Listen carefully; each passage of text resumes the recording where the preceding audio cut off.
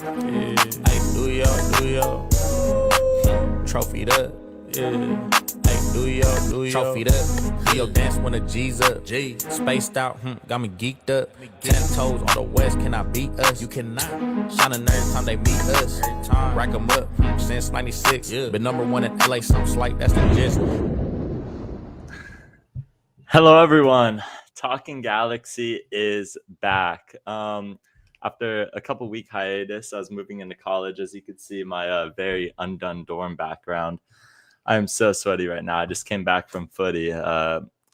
We got some new guests. Tonight. So we'll start with you, Dylan. You want to just go over?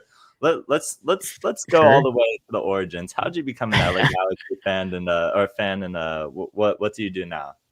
Well, that's a loaded question. I grew up in Orange County, so the LA Galaxy were the only team to support, at least locally. So grew up with the Donovan gang, and obviously Beckham coming over kind of sparked my fandom even more. That became a big growing point for me and my father to connect over the sport that he had no idea what it was, but Beckham was a big enough star for him to understand the significance. Went to a couple championship games, obviously, through our golden era, and just ultimately became a G for life. Through the good times and the bad, the MLS has been a place that I've always loved. I think that it gets too much crap, and I honestly just wanted to start a podcast with my buddies, and Mr. NGF Andrew has joined that collection, talking about just the sport that we love and the MLS, and in particular the Galaxy. Obviously, we started our podcast this season, which was, I think it's a sign of bad luck. We might be the reason the Galaxy are playing poorly. Us too, though. Yeah. So welcome to the LA Galaxy bad juju club. It's our two podcasts. We might be the issue. I'm 100% certain we are the issue. I also feel like as soon as I go to the supporter section, everything falls apart. I've never been to the supporter section while the Galaxy had a good team. I went a couple times in 2023, and I went. I have season tickets this year. My first year in Angel City Brigade. So maybe we're all part of a collective issue here. But Andrew, welcome back. We've had you on. Hopefully the smoke detector is done now. I had to do a couple episodes with Dylan and the boys outside, but we're back in California now, so that shouldn't be an issue. Awesome. Yeah. But I don't know if we've ever properly asked you, how did you become an LA Galaxy fan? Yeah, kind of a little bit different, I guess. I was going to say similar to Dylan, but not really. I was born into it. My dad was an original season ticket holder back in 96. Mauricio Cienfuegos was the big part of it. Both my parents are Salvadoran immigrants, so to see that Salvadoran representation on the big stage, massive deal for him. He was dating my mom at the time, so they both had season tickets. They would come to games all the time, and it's just something I grew up in. For me, obviously, it was the only team in LA at the time, but that was the only team I knew for most of my life. So it was there's pictures of me about 1.5, 2 years old in a little Galaxy shirt. But it's just all I ever knew, really. When I was middle school, late elementary school, I wasn't really following it so much. There wasn't really a way for me to watch it on TV, at least with our situation. We would go to games every now and then whenever my dad, could pull out tickets, whatever it was. But I sort of fell off by the wayside. But, college years, once that LAFC rivalry started, picking up again, is when I really started following it again. And once I started working is when I started doing my coverage. So it was kind of a return to, back my origins, I guess. But yeah, it's just all I've known. Galaxy. So even, most of my life that I remember that I'm really conscious for has been this sort of struggle era. Yeah. So it's not too different. 2024 was definitely this massive reprieve, massive release, but sort of back to the norm again. But this is what it is. It's Galaxy fandom. It's footy fandom at a whole. To win a trophy, to win a title is, something that a lot of teams, a lot of fans take for granted, but it's really special. It's something that's unique. So really glad that we got to live it as well. But yeah, I mean, it's just always been Galaxy, and I'm stoked to keep it going. Yeah. once again, I like making people feel old every time because I'm a new gen Galaxy fan. Although it always freaks me out. It always freaks me out when I hear people that say like, "Oh, I become a Galaxy fan like because of the 2022 season or something," and I'm like, "Wow." Like I thought I was new gen, but I'm similar. I'm similar scope. First game 2018, Galaxy San Jose, but I really became a fan in 2019. That Zlatan era. Really, I didn't watch soccer like that beforehand, but came into the sport and I don't know. I don't know what about the Galaxy really attracted me.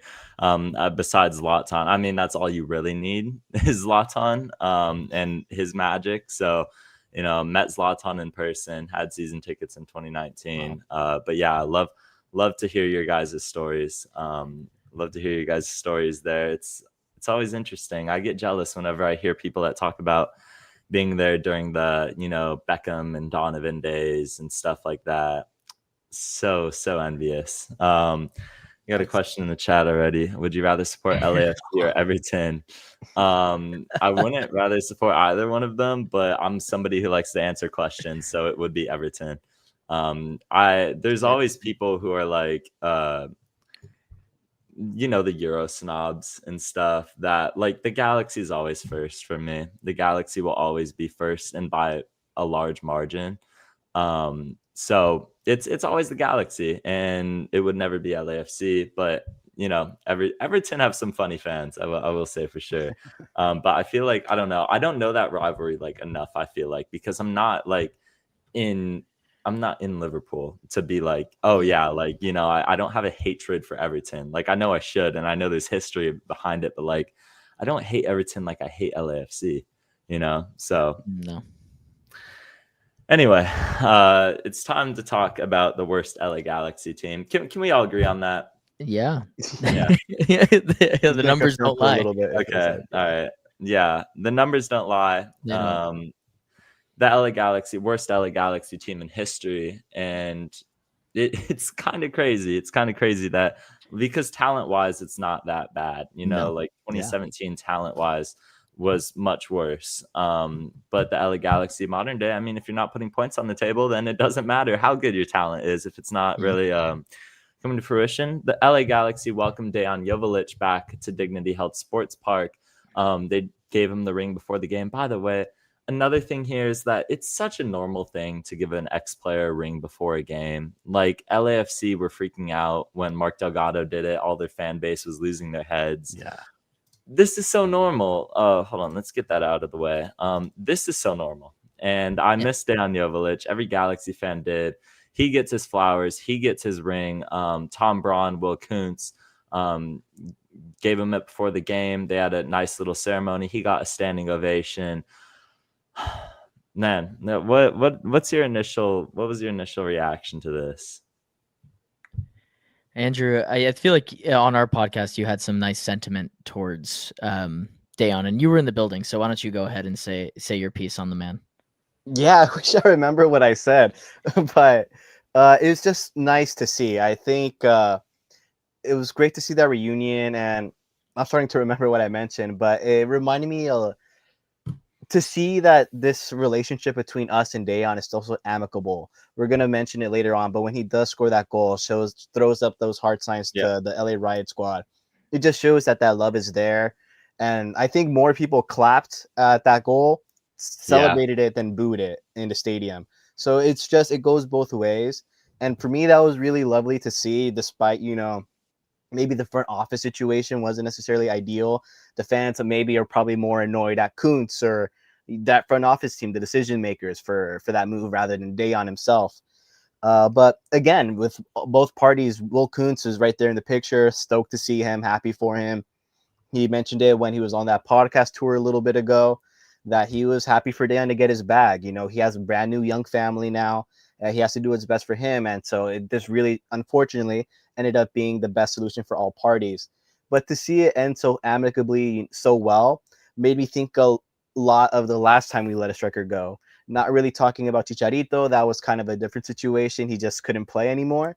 But Billy Sharp in that 23 season, I want to say, the front office kind of sold him a dream essentially about that he was going to be sort of our future, at least for the short term, that we were going to extend him for the 1 year at the very least. And, you know, Billy Sharp heard that. Billy Sharp believed that. He moved his wife over. He moved his children over from the UK, which is a massive, massive move, massive commitment. And then right after that, the Galaxy sort of cut ties with that. They blindsided him a little bit. And we saw those podcasts from Billy Sharp later on. There was a little bit of maybe not bad blood, but there was some bad business there in the very sense. That's not necessarily how you want to treat people. It's not how you want to see your club treating people, especially not someone who's a cult legend. I think he's very much a streets won't forget type player in the Galaxyverse.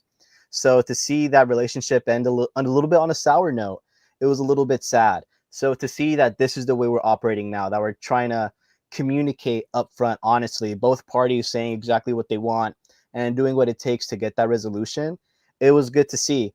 And yeah, again, just great to see that love, that it ended in this nice way. Stoked to see him back. It was even, I think, a perfect game in the sense that he scored, we won.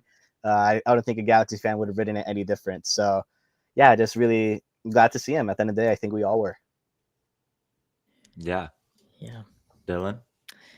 You know, this is one of the cap casualties, as I'll call it. It sucks. Obviously, seeing probably the Galaxy's best bit of business, barring Ricky Puig, in the last 10, 15 years, really since I want to say Beckham, because that's like the last bit of really great business that we did, or like a Robbie Keane, right?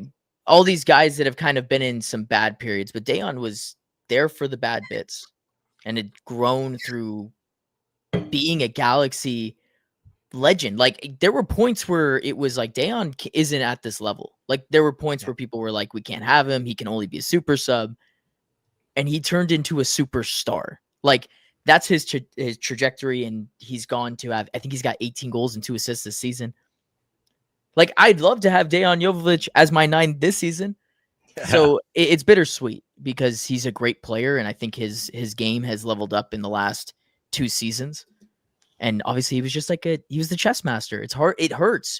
This picture hurts. Because I'm like, hey, he should be winning more rings. We shouldn't have had a terrible season. And I bet you if we had 18 goals from our striker, we probably wouldn't have been so fucking bad. Yeah. So bittersweet, to say the least. But I love Dayon, and I love everything that he brought to this match. I think like I said, I think he's a superstar in the making, for sure. Yeah, if I'm Dejan Jovic, I'm going to Europe. Probably this winter. He's had a phenomenal season at, quite frankly, a terrible Sporting Kansas City side, and that's written coming from a Galaxy fan. But you know, if you're losing to the 2025 LA Galaxy, if you're one of our 5 wins, I think you got much bigger issues. You know, you know, like you're down there with us. But Dejan Jovic has been in the Golden Boot race pretty much all season for Sporting Kansas City. He's been up there. He's been having a phenomenal season. This guy is the real deal. And if I'm a team in Europe, I'm knocking on Sporting Kansas City's. You know, I don't even think we have a sell-on clause from this. If I'm not mistaken, it was $4 million, which I felt was very low at the time. I understood that he was on the last year of his contract, but I don't know. Even before I knew that Ricky Puig was going to be out for the season, and I've been told it just doesn't work this way. So, you know, it is what it is. But I would have placed Ricky Puig on season-ending injury list and extended Dejan Jovic to a DP contract. And at the very minimum, you would have been able to get a bag for Dejan Jovic the following season. Or if a player like Gabriel Peck or Joseph Paintsil left the club, you would be able to keep Dejan Jovic. But that's not the reality we live in. And he's out there scoring goals for Sporting Kansas City. Let's hope that he gets his move to Europe. But I don't blame him. I'm very critical on Will Kuntz this year because I believe that this was one of the worst transfer windows in Major League Soccer history, and by far the worst in LA Galaxy history. And a lot of it wasn't necessarily, you know, his fault. It's not like he wanted to be pressed up against the cap. It was kind of the situation that we were in after we won MLS Cup and everyone got their bonuses. This is one of them I don't blame on Will Kuntz because Dejan Jovic is making probably 5 times as much as he was getting with the LA Galaxy at Sporting Kansas City. He's having to pay way less in taxes. And the guy is a kid. I think he has a kid on the way. If not, the kid's been born. I don't blame him one bit for chasing that bag. And the Galaxy wanted to do right by their striker that won them MLS Cup, that scored the game-winning goal in the conference final, that scored the game-winning goal in MLS Cup. They wanted to do right by him. And you're right. After Billy Sharp, people remember that. People remember that when they're coming from Europe, how you treated players, how players left your club. You build a reputation. This is a good reputation builder. As much as it seems like maybe $4 million isn't enough, they wanted to do right by Dejan Joveljic, and they wanted to build their own reputation that, hey, we are a club that will move you if you need to go, if you need to get more money, if things aren't working out, we'll make it right. We won't just shove you to the door. That's not who we are anymore. So Dejan Joveljic gets his goal, and I think that is the perfect transition into the final score. LA Galaxy 4, Sporting Kansas City 1. Joseph Paintsil hat trick, first hat trick for Joseph Paintsil in Major League Soccer play, and the first hat trick since the aforementioned Billy Sharp in 2023. So it's kind of crazy that in the season that we had goal scoring wise last year, we didn't have a hat trick, but 2023 and 2025 we did, which is a very interesting stat, unless I'm missing something there. But I'm pretty sure that the last hat trick was Billy Sharp. Joseph Paintsil opened the scoring in the 4th minute, and then he doubled it in the 25th. Dejan Joveljic pulls one back, and then all of a sudden you're like, oh, here we go. But right before the break, Joseph Paintsil gets his hat trick, the fastest hat trick from kickoff in LA Galaxy history. And Diego Fagundes scores. He's been on a tear recently in the 60th minute to make it 4-1. Dylan, LA Galaxy, Sporting Kansas City, 4-1 win. Thoughts? What did you see from this match? A flashback to 2024. Yeah. An exciting, entertaining, forward and back basketball match that had XGs above pretty much a goal and a half for both teams. Joseph Paintsil has been our best player for the better part of a month and a half. I think he's the lifeline of this team. I think there's a reason you saw him, and you guys will probably talk about it a little later, but he got the armband in Dallas, and I don't think that's a coincidence. I think me and Andrew and the guys have talked about potentially him becoming the captain. I think that he can do it. I love Joseph Paintsil probably more than a lot of people do. I know that. Yeah. Look, he might be wasteful, but he's always trying, and he almost. 5. He could have had 8. He could have had 3 hat tricks in this match. Yeah. But that's the part of being a good side. And the stuff that's been missing this season is that ounce of clinical nature that happens early in matches where you can put a game away. Look, like you go up 2-0 inside of 25 minutes, you're in the driver's seat. Like even when Dejan scored, like we were still in control. And right. It sucks. It sucks that this is just the flash in the pan game that we've gotten, and we've maybe had like spurts in matches, but it was good to see this team put together a full 90. They put together a full 90 for the first time in a long time because we have been celebrating a lot of not so good performances and trying to take small victories. So I'll take a small victory in terms of Paintsil is the man.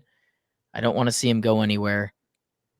And hopefully it's some building block towards next season. Like even if the beginning portion of the season we don't have a 9, I at least know that Paintsil can play in that position. Yeah, absolutely. Andrew?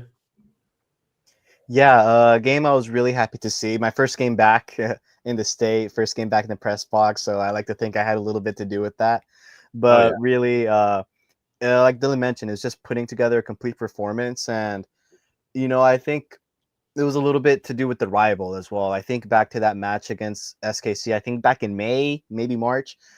I think it was May. But earlier in the month, we have a ton of shots, create a bunch of chances, but then we go ahead and lose to an own goal while SKC didn't have a chance. They had literally 0.00 XG throughout the 90, and they still managed to win, something I've never seen before.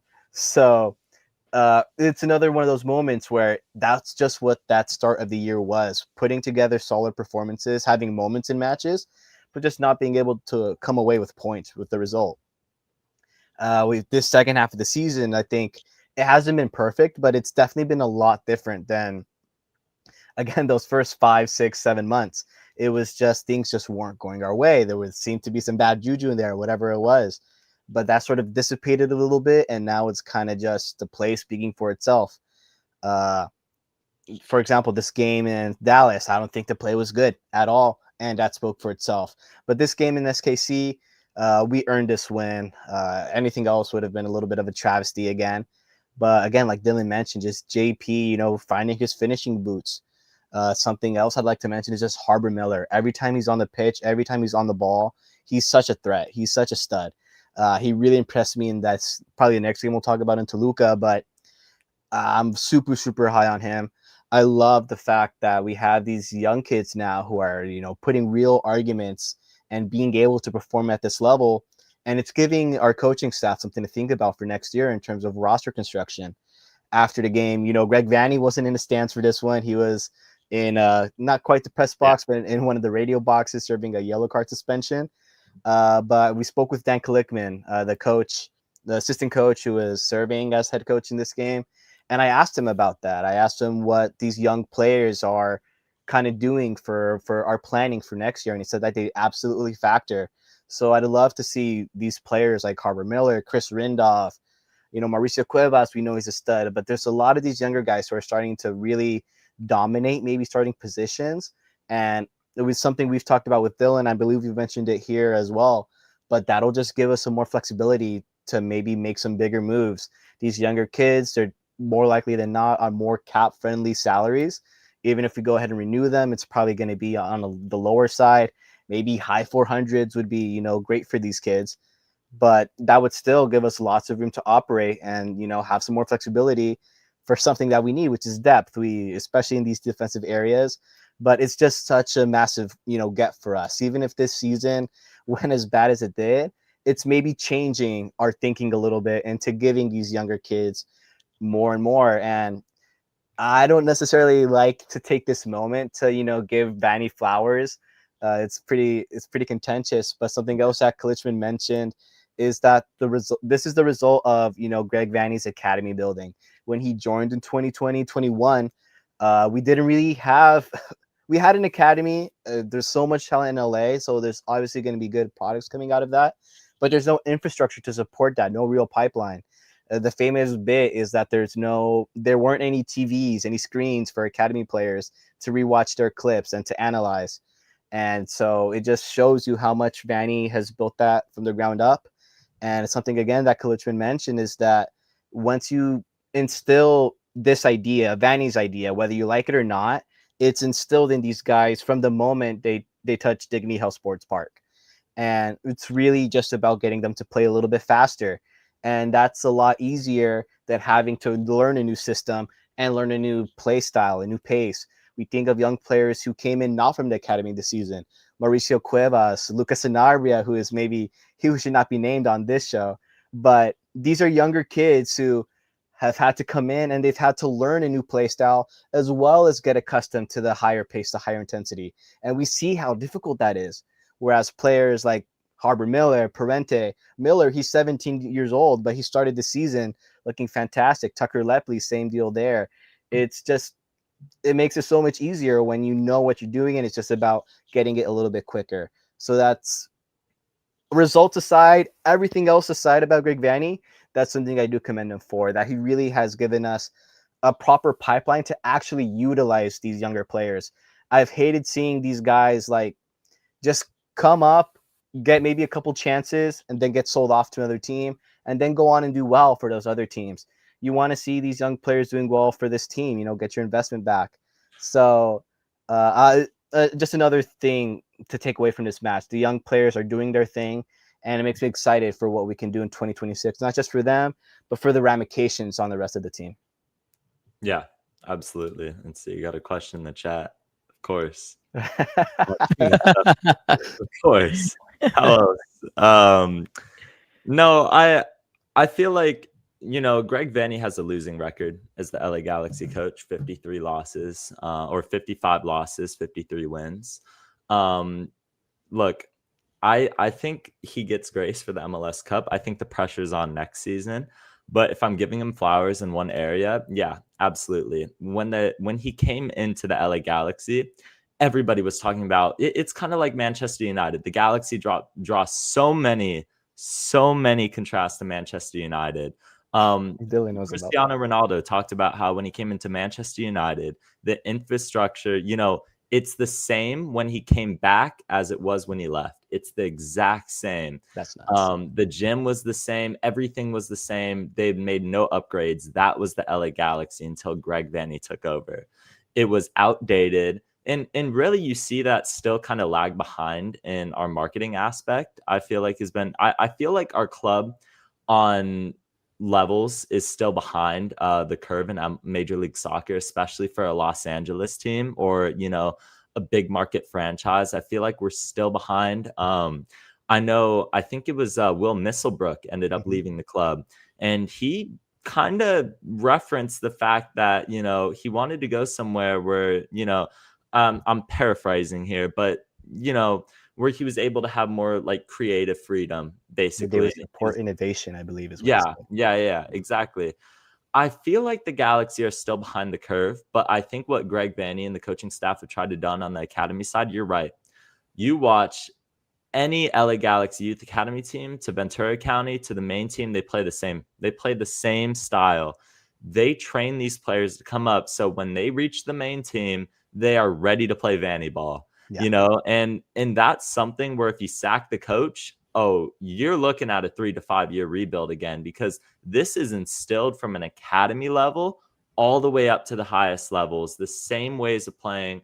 I really do commend Greg Vanney for updating the infrastructure and the new regime ever since Chris Klein left, Will Kuntz included. They've really made an effort to modernize the LA Galaxy, and I still think we're behind in some aspects that I would like to see us catch up in. But, it's getting there. It's getting there from an academy level. I think there is serious pressure on Greg Vanney, though, next year. And I've thought about this. And by the way, I want to start by saying that I think we're going to be fine. I think the Galaxy will be contenders again next year. But I also thought that they were going to be a lot better this year. So that being said, this season's completely taken me by shock, as I'm sure it has all the other LA Galaxy fans. So I will go out on a limb to say that I think it will be better next year. However, I'm not fully certain of that. And I think if the LA, maybe this is a bit extreme, but I think if the Galaxy are not contenders next season, at least in top 4 playoff seeding, there needs to be serious questions about Greg Vanney's job at the end of the season. And furthermore, Will Kuntz. And I've not held that take at all before, but I'm starting to get there. And I think this window is going to really prove what Will Kuntz is. And it's crazy to even say that the guy needs to prove anything after having probably the best transfer window in LA Galaxy history. And then you follow it up with the worst transfer window in LA Galaxy history. So what do you do in the winter? You were complaining about the salary cap. You said that you expected this season to be rough. So what does it look like next year? If we hit on some signings, then yeah, absolutely. But if we continue to swing and miss on players that aren't making an impact in 2026, with more allocation money, I think we're looking at well over $2 million being freed up just from expiring contracts and player options and things of that nature. I'm hearing speculation that Eric Zavaleta is going to retire. So, you guys could have a field day with that. It's going to be such an interesting offseason. We'll build into it more as we go, but I'm pretty sure it's November 23rd. I could be wrong on that date, but it's somewhere in November is the deadline for player exercising options. And once again, perfect segue into the expiring contracts for the LA Galaxy. The headliner here is Diego Fagundes, who's really came along in recent matches. I've liked his play, but unfortunately, we'll go over everybody individually, but I just don't see Diego Fagundes staying. I think he will get his money elsewhere, and maybe you could get him on a discount because he has a house here and whatnot, and he's finally settling into a place. But if we're being completely honest, I don't think Diego Fagundes stays. I think he gets his money elsewhere. But player options, Brady Scott, Christian Ramirez is completely out of contract. Brady Scott, Diego Fagundes, Eric Zavaleta, Isaiah Parente, John Nelson, and Miguel Berry have player options. It's worth noting that these player options are usually at a prorated amount, meaning that they're going to make a lot more. Like the Billy Sharp situation, if you extend him next year, if you trigger that option, he's going to be making significantly more. And you have to start looking at how some of this stuff works with the cap. Also worth mentioning in there, Nascimento's loan's expiring. Yeah. I want to start off here because I think this is a very important conversation to have. And I've also changed my mind on this since the last time we came on. But I wanted to hear your guys' takes first. Nascimento, you are Will Kuntz right now. You are the shot caller. Would you keep Nascimento as a U22 player? Would you sign him to a long-term contract and buy him from the loan? Yes or no? And explain why. We'll start with you, Dylan. Oh, that's tough. I really like Nascimento. I think that in terms of a project player, he makes a lot of sense. And the fact that we haven't seen him with Ricky leaves this weird sour taste in my mouth in terms of like, I got to see that at least once. You know what I mean? Right. But at the same time, we've talked about this a little bit. I think there's the potential to get a Max Tam striker in the summer, and having freed up money for a position need like a center back with that U22 spot makes a lot more sense to me. And so it's tough because, and I'll just say who it is. It's Lewandowski. I just think that at this end of this Barca contract, they're not going to touch him, and he's going to end up coming here or to Saudi. And I think the connection to Royce makes it very likely that he comes here. And so if you're able to use that U22 spot on a position need like center back with the clear lack of depth that we have there, that's where the money's going for me. I also think that this is kind of tied in with Aude. I think he phases out of a U22 spot, if I'm not mistaken. Yeah, 3 more years. He's got 3 more years as a U22? Yeah, yeah. Oh, geez. I thought he was already 22. Yeah, no.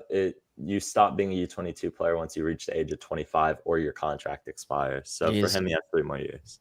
Okay, so I guess my question, if I could throw one to either Andrew or back to you, would be, is it worth keeping Julian Aude as your left back if you can exercise Nelson's option and send he's had rumors to go back to Argentina or to Brazil, I can't remember exactly, but Aude talks have been that he was going to go to a different club, right? There's been transfer rumors since the summer. So are you keeping hold of Aude or Nascimento if you had a choice? Andrew, take the wheel. Oof. This is another spicy question. Yeah.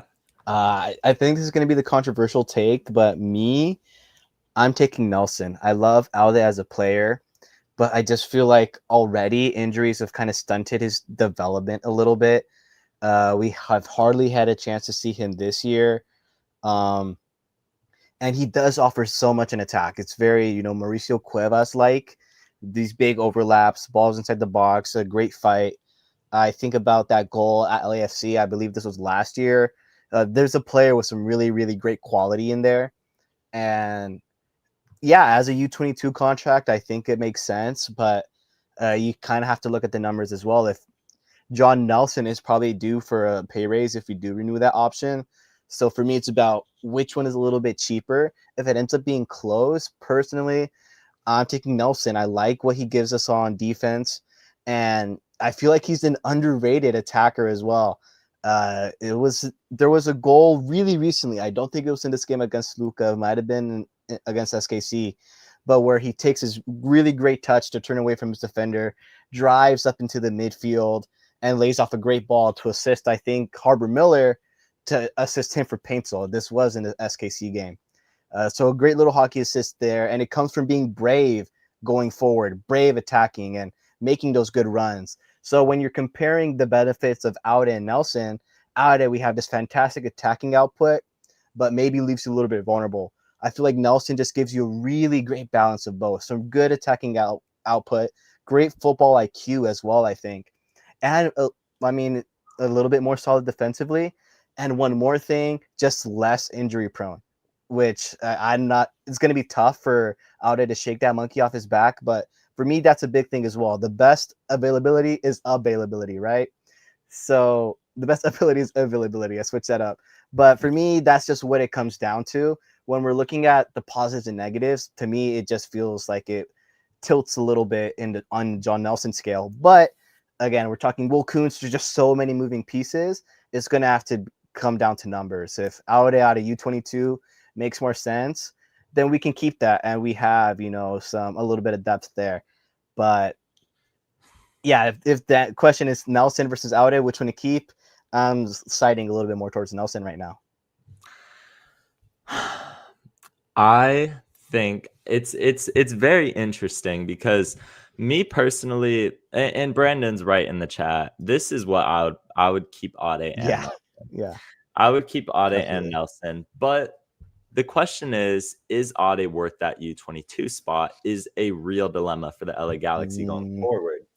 Now, for the progression of his career, if there is a European offer that exceeds what the Galaxy bought Julian Aude for, then I think you take it. I think it works out the best for both parties. You could get Aude his move to Europe, and he can make that leap. And at the same time, you're able to reinvest that money. You're able to put it back into general allocation money. And you open up a U22 spot in a position that is honestly not that important. But it's very important when you consider that left backs we've had before, Julian Aude. But I mean, for U22 spots, you want that to be your strikers, you want that to be your wingers, and you want that to be, you know, the pivotal positions to your club that you need.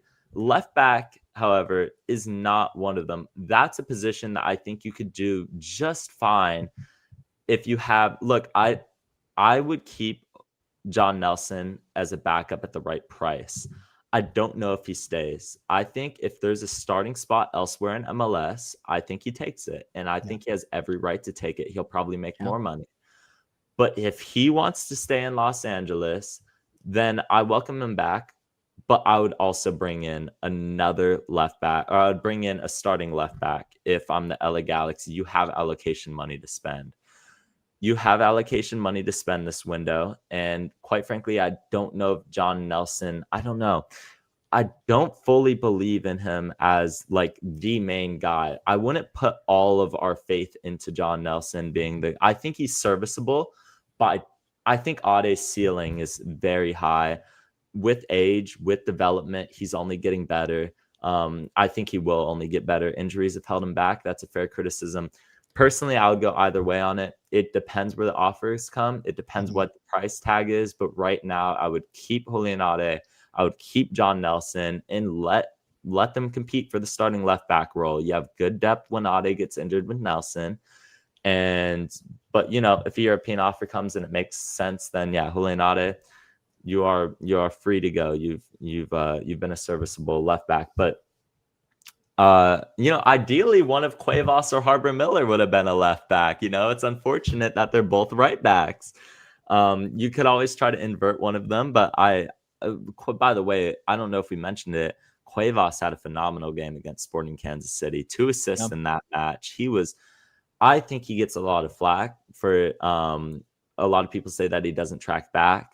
Yeah, and maybe sometimes it's critical to be, you know, it's okay to be critical of him defensively. But that being said, I feel like Cuevas I think he's a stud. He reminds me so much of Julian Araujo. I love what he does going forward. But him and Harbor Miller at that right back spot, I'm sorry. A lot of people say that, you know, a lot of people think that Yamane is just a shoe-in on this team next year. He'd be the first guy that I would use a buyout on, if I'm being completely honest. And maybe that's critical, but I look at his salary. I look at his salary because $900K for a guy that, in my opinion, has been outperformed by Harbor Miller and Mauricio Cuevas this year. His form is dipping, and I don't think it's something that he's going to recover. I think he's not incredibly old, but I think he's starting to get in his 30s. You're not going to see anything better than the 2024 season from Miki Yamane. I think he's reached his cap, and he's been, quite frankly, atrocious this year. He's been disgusting to watch. I would part ways with Miki Yamane, and maybe another team in MLS sees some value in him still. Maybe another team. Surely there's another team that sees some value in Miki Yamane that we don't, but I'm more concerned. We listed all those free agents, and there's still a concerning amount of guys that are under contract that need to be sorted out. we go over those guys that are free agents, and it's like, okay, Zonka's not on there, Yoshida's not on there, Yamane's not on there, and it's just it's concerning.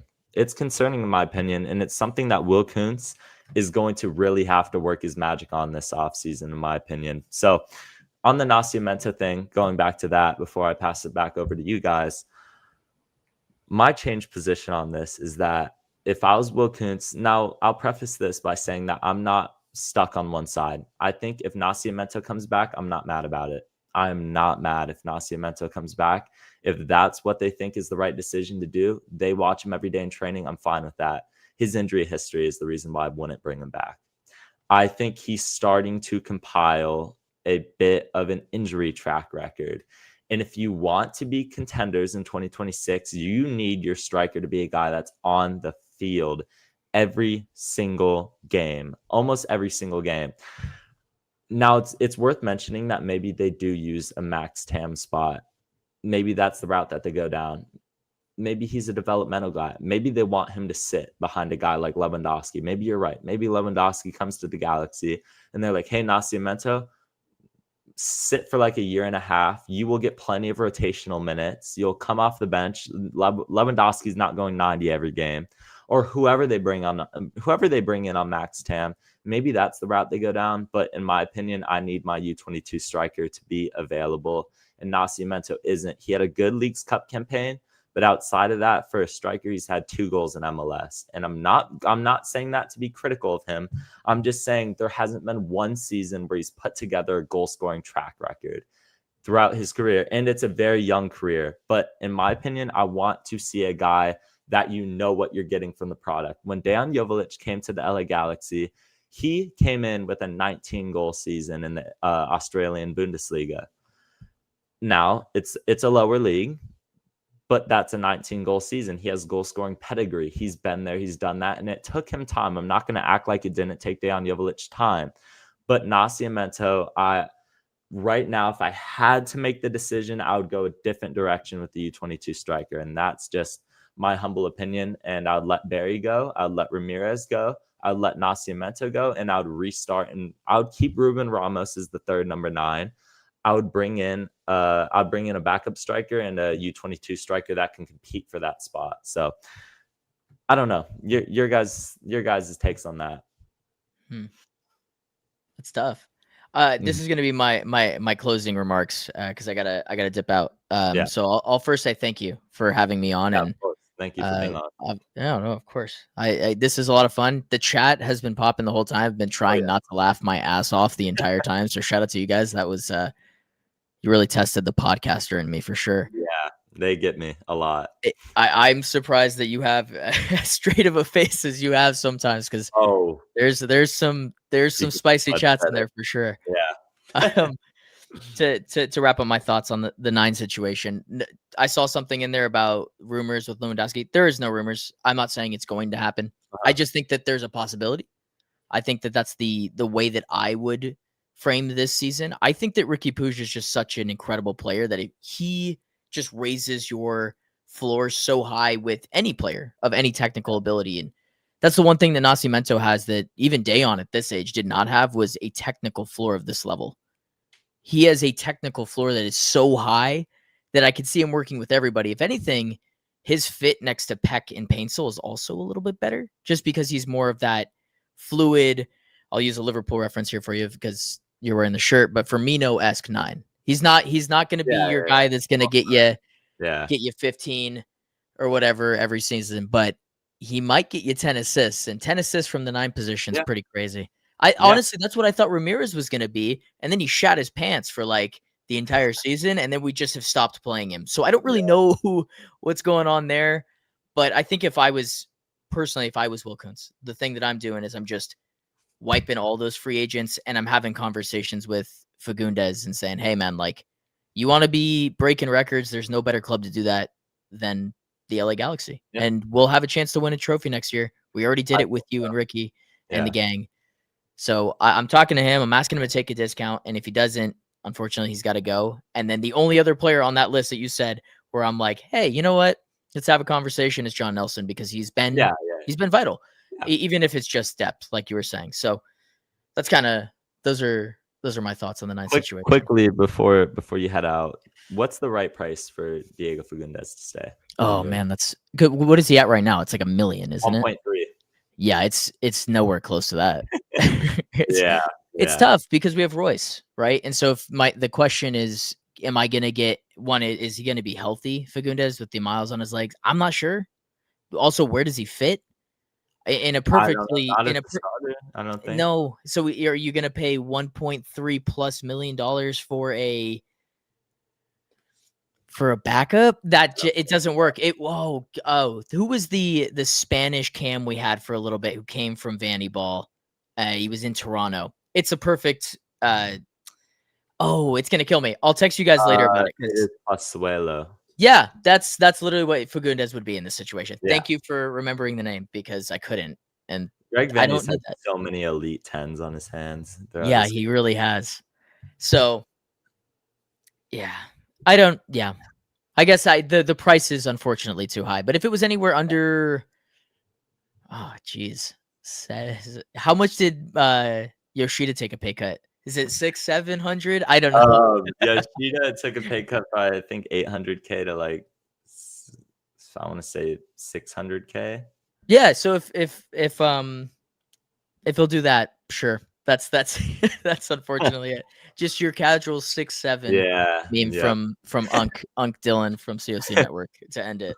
All right, thank you very much, Dylan, for hopping on the Appreciate podcast. it. You're welcome on any time. So glad to be here. you. I definitely will be back. Alrighty, deuces, fellas. All right, peace out. Andrew, what is the right price for Diego Fagundes in your mind? Yeah, I mean, I was thinking around that 600-700. Like, all jokes aside, that's about the number. Yeah. Just for his role in the team, and even that feels a little. I'm not gonna say high because he is a quality player. I do think he's genuinely worth that, but that's what it would take for it to work. And I mean, my Yoshida, he was at 6, and now he's at like 3 something. So if we can work something out, it's hard to see it happening. I'm sure he loves his life in LA. He loves his team. Him and his wife seem really happy. But at the end of the day, you gotta, maintain your expenses, maintain your lifestyle, whatever it is. And for him, this is like his, not to say his peak years, but it's coming to the last handful of years in a career. He's got to maximize his value. If he can't do that here, best thing for his family is to do that elsewhere. So a difficult situation. I just feel a little bit more comfortable that if seems like our front office is a little bit more tactful in handling these situations, leaving things with, no burnt bridges, everybody more or less happy gets what they need. I saw some comments earlier about the Mark Delgado move to LAFC. Yeah, it sucked that he had to go there, but that's essentially what the player wanted. He wanted to stay local, and unfortunately, that's the only other team that's really, truly local. So even if it hurts us in that sense, and that like it hurts us emotionally, we're going to do what's best for the player. And I think we're going to keep that, that track record going. And so in regards to Diego Fagundes, I think it's going to be that we're going to offer him a number. I don't think it's going to be enough for him. I would love it if he is. That like surprise me. That'd be great.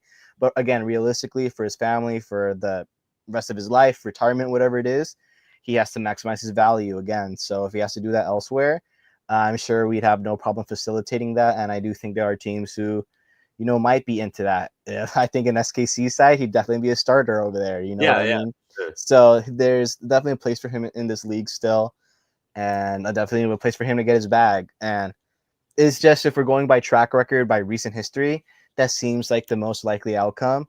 So I can mention a number that's 600-700. I just don't think it's going to come to that, unfortunately. Yeah, me neither. I think that's what makes it so incredibly improbable that Diego Fagundes is back next year, is that the amount of pay cut that he would have to take. Look, if Maya Yoshida was complaining all preseason about what he was paying, Fagundes will have a heart attack because the number that we're going to offer him is going to be incredibly low. And in fact, we might not even offer it because out of respect for him. Right.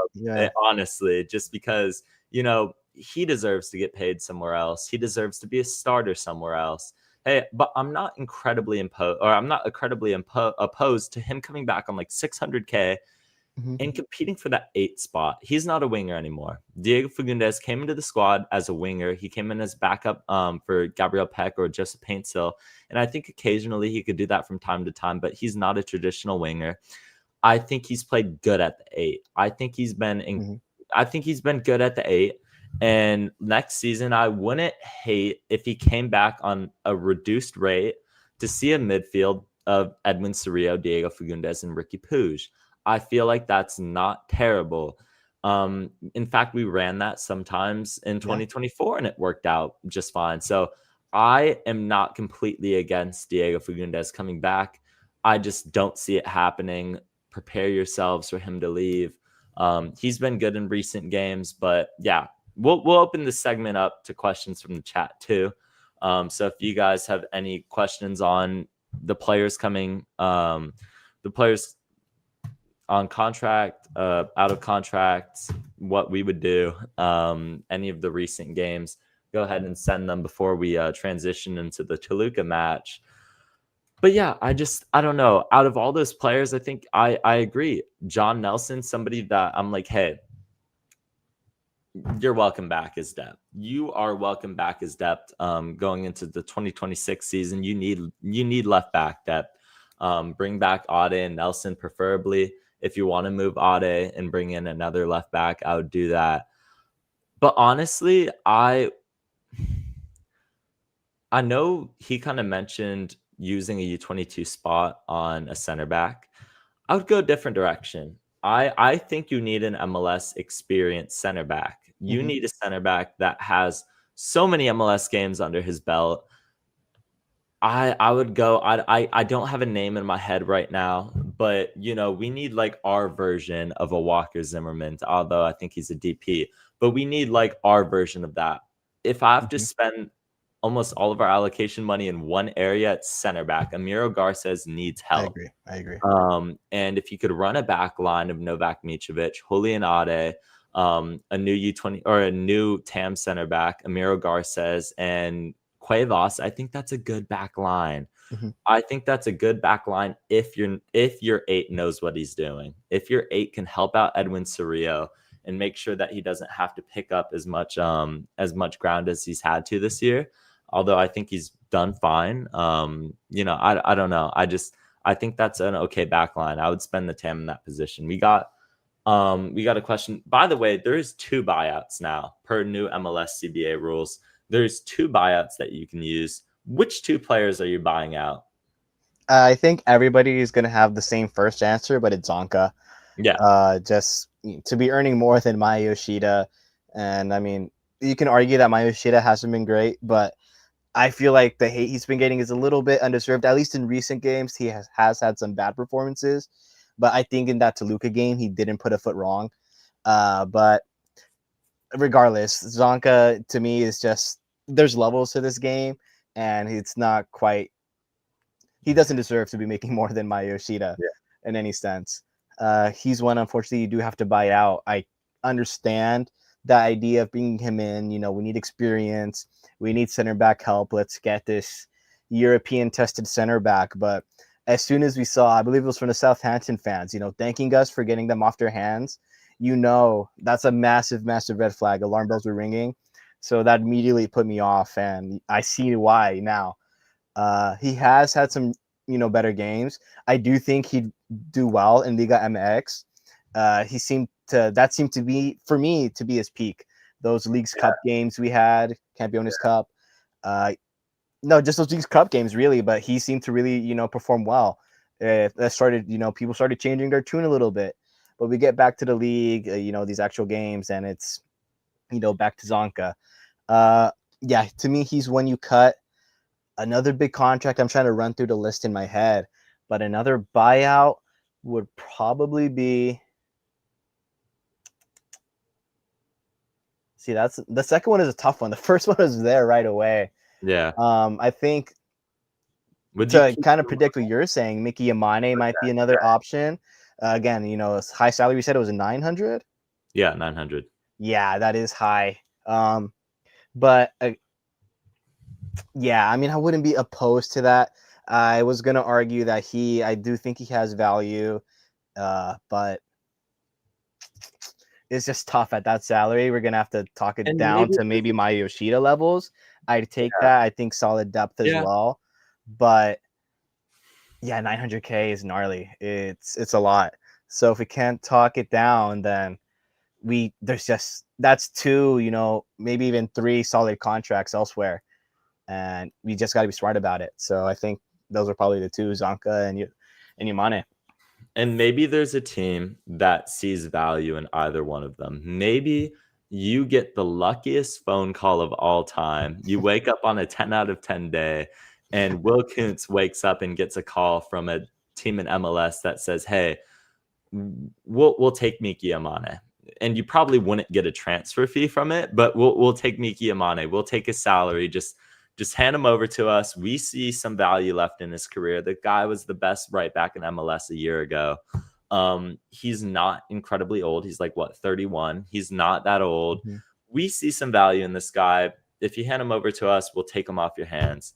Maybe you get that, or maybe, like you said, maybe a team somewhere in the world comes calling. Maybe the Shanghai Sharks come calling for Zonka, and they're like, "Hey, we'll take him off your hands. No By the way, I don't think you get a transfer fee for either one of these guys. It's just gonna be the way that it is." Yeah.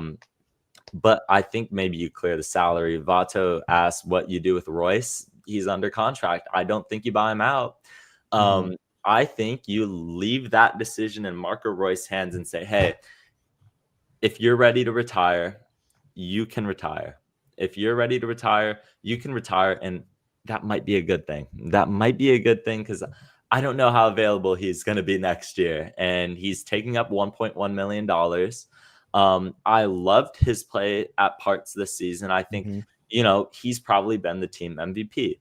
Marco Royce has been the team MVP. That being said, another year under his belt, you just leave the decision in his hands and say, "Hey, you had a good individual season. The team season wasn't very good, and maybe that's a motivation for him to come back. Maybe Ricky Puig coming back, maybe that boosts him up." But that being said, if Marco Royce is ready to retire, you don't stop him. You don't get in his way. You clear that salary and you invest it in midfield depth, in my opinion. So I think you leave it in Royce's hands. And let's see. Is there? We'll field two more questions here, before we move on. Is there any free agents that stick out to you as realistic possibilities for the LA Galaxy to look at going into the 2026 campaign? Have you had a chance to look at the free agents list? Not the whole list. I was about to say, I feel like I didn't do my homework, but I really just looked at the Galaxy one. I'd be open to, some most options. I feel like there are going to be some possibilities there. I'm hoping Will Kuntz has done his homework. I'm sure he has, and he's looked through it, has maybe already made some calls, started putting some things in order.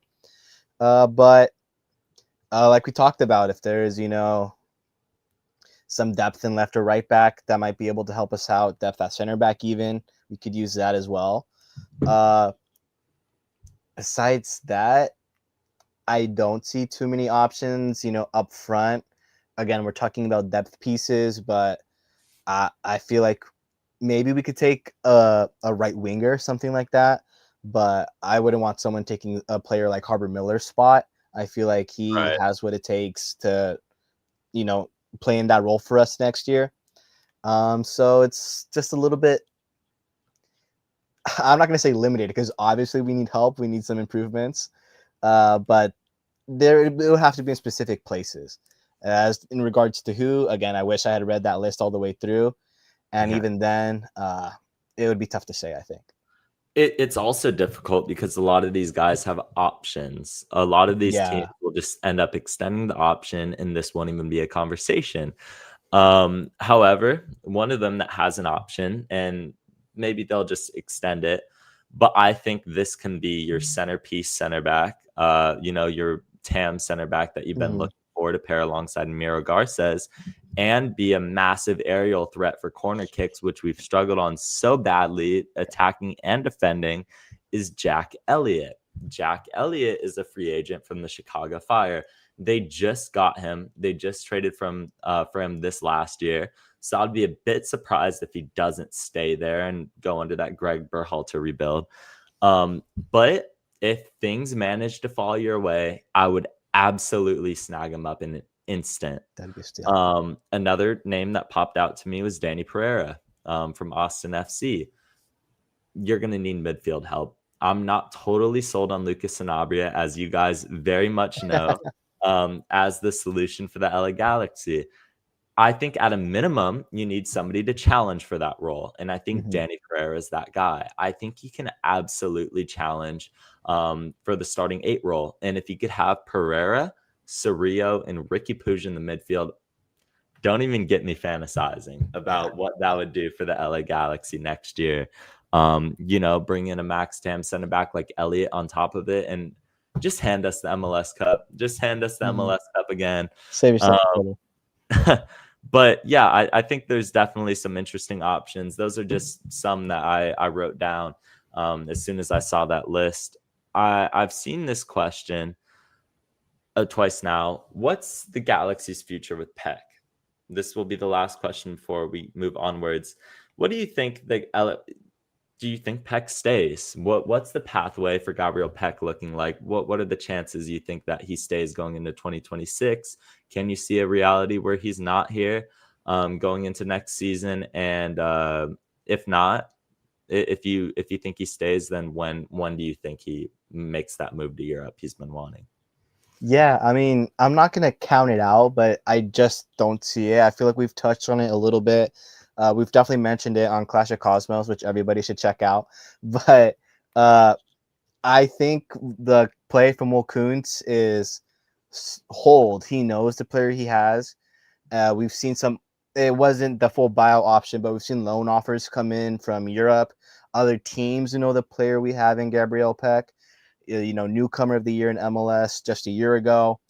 But right now, his value is, I'm not going to say an all-time low, but it's pretty close to low right now. So those calls we've had come in are teams trying to come in and get a steal. The play from Will Kuntz is to sort of hold, wait on that. Absolutely. And, it's on some crypto coin stuff. Wait for it to skyrocket. And, the big catalyst for that bull market is going to be Ricky Puig next to him. I think it's a little bit simplistic to just say Ricky Puig coming back is going to light up Gabriel Peck again, but I would be shocked if he didn't have at least, 10 goals with Ricky Puig next to him next year. So at that point is when you're going to start getting some real serious offers, some offers that Will Kuntz is going to start considering. I think realistically, the minimum number for Will Kuntz in his head might be 15. It's a 10 million transfer move, but there's also another sell on clause. MLS gets 5%. Right. There's just all these other numbers that come into how much you've invested to make the ROI, worthwhile. You want at least 15, probably closer to 20. Then, if he has let's say a 10 goal, 10 assist season or anything close to what he had in 2024, we start getting those calls. And I think once we do, 2027 is when I see him leaving, end of next year. If he had like a lights out year and started, getting some really, really serious offers from Europe, especially, I can maybe see something mid-season, but that just doesn't seem too likely to me. My intuition is that it's going to be at the end of this year, have a playoff run, whatever it is, have Peck be a big part of that and just, skyrocket that value as much as you can and cash out when the market is high. Yeah. I mean, by the way, I wanted to point out that, obviously all the players on the LA Galaxy get significantly better when Ricky Puig is on the field. But I think the player that actually benefits most is Joseph Paintsil, oddly enough. Not that Gabriel Peck won't benefit drastically from it. I think that Joseph Paintsil, the runs that he makes, he requires such an elite, because he makes absolutely blistering runs in behind the back line. We have no player that's able to see that and be mobile enough to wiggle out of tight spaces and find Paintsil in behind. That's not Marco Royce. Royce is a smart and savvy player, but he is not that. We don't have a player like that. When Ricky Puig comes back, I don't know. he's my favorite player on the LA Galaxy, so maybe I'm being biased. It used to be Gabriel Peck, and I love watching Gabriel Peck play, but the hype train kind of came in, and I was like, okay, it's not as fun anymore. But Joseph Paintsil, in my opinion, will win the LA Galaxy Golden Boot in 2026. Because I think he benefits so drastic. He's a confidence motivated player. It's not been a talent issue this year. It's been a confidence issue. And you're right. I mean, I think Paintsil can dribble, but that's not his thing. Peck is the guy. He's the technical guy. Peck can't do what Paintsil can do. Paintsil can't do what Peck can do, at least not at the level that they both achieve them at. They're very both significantly dynamic wingers in their own right that I think play completely contrasting play styles that work so well when it's flowing. Because you have Paintsil making a blistering run in behind that you're not going to catch the guy. He's the fastest player in the world. No exaggeration. Gabriel Peck on the other side on a counterattack, you get him one-on-one with confidence, it's lights out. It is absolutely lights out. It doesn't matter who you have as the number 9. They will be able to feast with those two players playing at their best. So I think that Joseph Paintsil absolutely will benefit. But going back to the Gabriel Peck question, I think the earliest is summer of 2026. If he starts the campaign out really good, looking like his old self, you know, putting up incredible numbers, maybe even looking at MVP contending numbers, you'll get a team that once the European season ends, that's like, okay, we're going to put in a big offer for this guy, an offer that maybe the Galaxy, despite everything, can't refuse. And like you said, I think you'd be looking at anywhere above 20 million. I don't think 15 million is enough. I think maybe somewhere around 20 million with add-ons, with sell-on clauses. Right. You know, once you start to get into those very intricate details of a negotiation, it starts to look about 20 million seems like the right number for Gabriel Peck. And once again, you do him a service and you boost what the people see as the LA Galaxy is, hey, this is a launch pad to Europe. Yep. I can go to the LA Galaxy. I could be the next Gabriel Peck, the next U22 winger to come in, go on a tear and get my big move. The Galaxy will accommodate me. That's what you want. That's what you want your reputation to be as a club. And that's, in my opinion, our role in Major League Soccer going forward.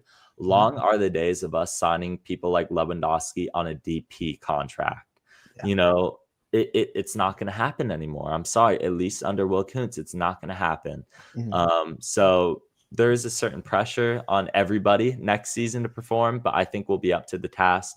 And, you know, Gabriel Peck, I think realistically, like you said, it will be the winter of 2026 when I think he will finally leave. After the World Cup could also provide some momentum. There will be teams looking to swing big after the World Cup, and they'll be ready to spend. They'll lose some of their players that maybe had a breakout tournament, and they'll be looking at Gabriel Peck from the LA Galaxy to fill those boots. And I'm sure that he wants to play in Copa America for Brazil. You have to be in Europe. But the Brazilian national team is not going to take you in as an MLS player. He's played at a youth level, but to be on that senior squad, I'm sorry, you're going to have to be in Europe, and he knows that. So I'm looking at 2027 for Gabriel Peck. We have to do this. We have to talk about it. The LA Galaxy fall 3-2 to Toluca in the Campeones Cup final. Marco Reus, as we talked about, was unavailable for this match. It was a huge blow to this side. Diego Fagundes had a brilliant match, but it wasn't enough. They fall 3-2, and we had the lead 2-1 as late as the 88th minute. So the goal scoring summary, we had a penalty in the 36th minute. Diego Fagundes, I was a bit surprised and nervous to see him step up. Especially after him and Peck Paintsil, all of them were there fighting for it. I didn't like to see that. They should just have that set. I understand that if you're the guy that draws the penalty, you want the penalty.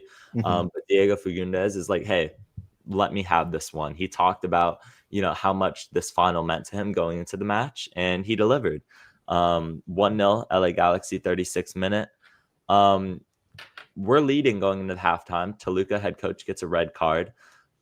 And then Castro on Toluca scores in the 53rd minute. Now it's 1-1. Now you're nervous. 81st minute, I believe it's around the 81st minute. It was a goal that Toluca scored to go up 2-1. But after a lengthy VAR review, they counted offside. We get a break. 2 minutes later, Gabriel Peck scores. I'm losing it.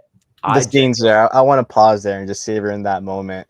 I was, there as a fan with my dad, going crazy. I lost my voice a little bit. It was the largest we saw ACB come out that game. It was great to hear them, actually to hear a little bit of that 2024, to feel that. And then for that goal just to blow up right after with the Toluca fans all over the stadium. It was just unreal. Those 4 minutes when we were ahead, it was bliss. It was, for me, the best moment of the season by far, bar none. Just such a shame what happened a couple minutes later. But it was so good. I took my shirt off. Yeah. I've never done that before at an LA Galaxy game. I took my shirt off in Angel City Brigade. I thought Gabriel Peck had won it. I was so incredibly confident. By the way, side note, why were people surprised that there was more Toluca fans? I've had this conversation, and I've seen this on social media. We need to understand how much bigger Liga MX is in terms of fan base and appeal, especially within the Los Angeles market. Yeah. This should not be a surprise that, and by the way, Angel City Brigade, Victoria Block, it was pumping. I don't care what people say. It was rocking. There were plenty of fans in there, but throughout the stadium, around the, the normal sections, the middle of the range, what you see on the broadcast, it was pretty much all Toluca. Yeah. But why is that surprising anyone? Why? It's so easy to understand. They're just a bigger, they are a more recognizable club. They are a more recognizable club because Liga MX is a bigger league. That is the number one sport in Mexico. Soccer is not close to the number one sport in America. And as big as a fan base as the LA Galaxy have, this is a midweek game, and it's a final for the reigning Liga MX champions versus the worst LA Galaxy side in history. This is not surprising, and I'm actually mind blown that people are surprised. This happens in Leagues Cup games. This happened in 2024. It doesn't matter Every time how it comes good we are. It happens. It happens, and these players probably know it. It shouldn't be a surprise to them. So yeah, that is my side tangent. Anyway, 88th minute, Romero scores. And all of the momentum is sucked out of this game, and now we're looking at penalties. The ever daunting image of penalties in the LA Galaxy is looming large over us now that we've blown the lead. Except it doesn't even get that far. So there's a free kick. And by the way, not even being biased, because I can be unbiased when it comes to this. Not a foul. Never a foul. Years. Oh my God. Million years. I was in my seat. I opened up the Apple TV. I knew right away it wasn't, but I had to see the broadcast. Never. I found it. It just never was. I wish you could record, screenshot that, and I haven't seen that clip anywhere else either. No highlights. They don't show it for good reason. Never made contact. If anything, there was a foul on, I think it was Gabriel Peck, maybe Nascimento, right after, where a Toluca player just takes him out when we go to counter right after that. I was furious. Never a foul. I don't know what the referee was thinking, and the referee had an all right match. I don't know about that. I thought he struggled for a lot of that game. Up until this I was point. not a fan of that. And he's a Salvadoran, as a Salvi, I usually want to stick up for the compatriot, but it seemed a little bit out of his depth. There's a lot of missed calls and then calls that weren't right that he gave kind of to compensate. Right. I just wasn't a fan of how he called that game at all. Yeah, I just meant when it came down to it, I felt like the penalty call was right. I feel like taking back the goal for Toluca was right. I think all the goals should have stood, but that was never a foul, and it leads to a free kick right at the top of the box, and I thought that was game. Your image of the goal that got ruled out as well. You would think that we learned our lesson a little bit, that we would shape up, lock in, but. It's set pieces. They scored in the 88th minute off of a set piece. It's always the set pieces ever since 2024. I don't know what. Get a set piece coach at this point. I don't care. Do whatever you need to do to get a set piece coach and figure it out, because this is not it. And it's, as much as you could be like, set pieces, they only happen so often every game. Like, they're not that important. When they cost you in the 88th minute and 94th minute, when they cost you a trophy, it's unacceptable. It's inexcusable. And we're naturally a smaller team, but there is no excuse as to why we concede as many set pieces as we have. But hey, Novak made a crazy save. I saw people blaming Novak Mitrovic for this game. That was ridiculous. Can we stop? Yeah. Like, in all honesty, can we stop this gimmick after every match? This was a Maya Yoshida disaster class, and I'm sick of him not getting enough slander for what, and he does online. I'm not saying he doesn't, but I just mean generally, everybody rushes to blame Novak Mitrovic. They're like, it's the goalkeeper again. It's always Novak Mitrovic. This is Maya Yoshida. This is him again, once more costing the LA Galaxy, and I'm so sick of him not getting enough flack for the disastrous campaign that he's put together. He's left Novak Mitrovic out to dry every single opportunity that he's had to do so. Very, very, very sick of it. And he cost us in the 94th minute. He lost his marker, and it's just, it's inexcusable. It's inexcusable to drop the match. It was heartbreaking. Literally the last play, we didn't kick another ball after this. Last play of the game, Toluca wins it. Their fans went crazy. I dipped out of that stadium so quick. It was incredibly heartbreaking. Yeah. And it was the most 2025 way to end this game. So I need to cool down. Go ahead. Yeah. No, you summed it up. It's just, I think there isn't a better word than heartbreak. That's what it was. And I mean, the roller coaster of emotions, to be up at halftime, to the other team not have their coach, to these scuffles on the pitch, seeing Gabriel Peck getting, beat up, not getting calls, all these things. I've never seen Gabriel Peck this mad. At halftime, at the end of the game, or not at halftime, but at the end of the game for sure, he went up and let the ref know what he was thinking. Yeah. That's just, I mean, it's Gabriel Peck. He did his little Bible celebration. You think he's our cool Christian guy. But, I mean, getting angry, getting mad when you're getting done wrong by isn't a sin. So I'm not, mad at him for that or anything. But it's just all of that coming into it. And, getting those sticks from the Toluca fans, them thinking they just went up, to going up right after, getting this haha feeling, and then for it to just fall apart that way was heartbreaking. Again, there's really only one word for it. On the Maya Yoshida topic, in set pieces, I'm not going to disagree with you at all. My only note is that I don't know if that was his marker, at least for the last goal. I watched that back a couple of times. I think it was Winder. I think it was Peck marking that back post. I don't think Yoshida was anywhere near that, so I don't know how much we can blame him. Maybe I need to watch it back closer, but that's what I saw. Might have been the second goal. Maybe the second, but even then, there's a bunch of other people around him. It's tough for me to put it straight on him. But again, in set pieces, I'm not going to argue that. What I will argue is that in open play, I thought him and Garces were lights out.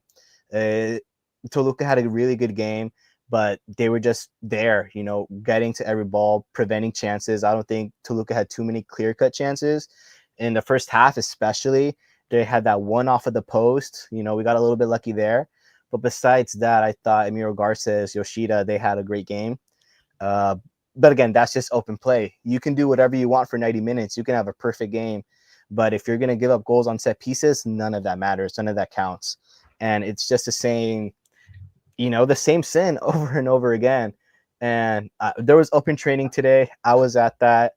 I don't see the team working on set pieces. That's not something that happens. I don't know. That's the only open training I've been to. I don't think it's happened all season. Never seen it. Never seen it. So it's like, it only makes sense if that's the case. For how important we know that set pieces are, if we know that, Greg Vanny and the team, they have to know that. I get that they only really have an hour, that they've got to, be quick with their players, time efficient. But once a week, Maybe it's just that we don't see it, right? Maybe they just don't happen to do it on open training day. That's totally a possibility. But it's just it doesn't surprise me when you don't see it in the training field. Of course, you're not going to see it reflect on the game day. So again, just difficult. Well, I thought we played a really good game too against a class opponent. It was, if I was a neutral, I'd have been stoked with that game. It was cinema. But it's just painful, disgusting, all these awful words. Glad I got to go for cheap. At least I didn't, pay a lot to be there. Yeah, it was But yeah, I've had better Wednesday nights. Let's say that. Oh yeah. Oh man. The things that I want to say about this game. It's the hope. It's the hope that gets you that trademark classic adage. logo. It's Mhm. I didn't think that we had a real chance of winning this final. I thought our only like real chance was the fact that it was a one-off game and maybe we could Mhm. get lucky. But look, it's set piece defending time and time again. Maybe that's another criticism of Greg Vanney, is that after all of this time, we don't look any more competent on set pieces. Mhm. Even during our MLS Cup run, we conceded a set piece in Yeah. MLS Cup. I can't say that we were even perfect. Everyone talks about that question. 2011 versus 2024 LA Galaxy, who would win? Let's hope we don't give up any set pieces. That's what it comes down to. Yeah. Because they would probably just nick a set piece and it would be what it is. It's really crazy to me that we haven't figured it out at this point. But it's not surprising, and it comes to bite us in the biggest moment of our season. Everything was building from this. From the moment we won MLS Cup, we were like, hey, we're going to play another final next year. Yeah. This was the game that you built towards. Look, would it have saved our season? No, it wouldn't have made it a successful season, but it would have been a bright spot. You would have been able to take away a trophy and a CONCACAF spot from this season. And maybe it doesn't make it successful by any means, but there's something you could take away from it. More than most teams in this league, just on that alone. Yeah. And, we would have more than potentially every team in California will end with this year. Philadelphia Union, congrats on winning the Shield. Let's hope you could actually win an MLS Cup. It's just heartbreaking walking out of this game. I felt disbelief at how that ended. Yeah. Would we have won in penalties? Probably not. I mean, it's penalties. It's a coin flip. It's a coin flip. Maybe there's some confidence things that would slightly favor Toluca. And kind of with the way that match ended, it would slightly favor Toluca. But hey, I would take that gladly over how that ended. I would take a penalty loss way over that. And once again, never a foul. I will say that, and I hate that. We already talked about it, but I sort of forgot about it just talking about everything else. But I hate that so much. What a save by Novak on that free kick, by the way. It was unreal. Picture perfect. Bins. Yeah. It was going top bins. Absolutely picks that one out. Unreal from Novak Mitrovic. He's been better. He's been growing into it.